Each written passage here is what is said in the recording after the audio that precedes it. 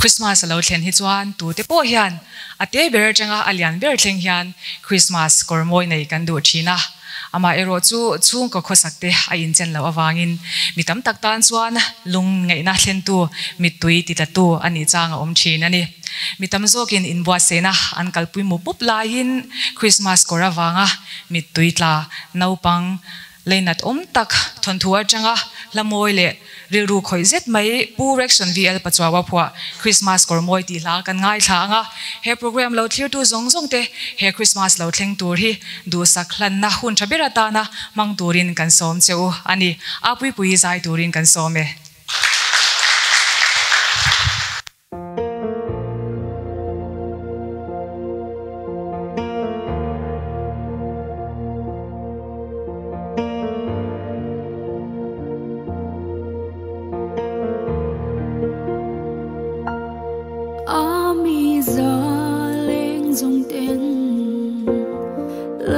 si bay buộc turi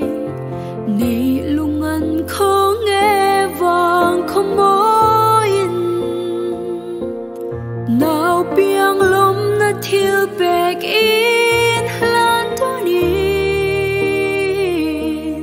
chung bất thian lung dum dâu tu rengan ma se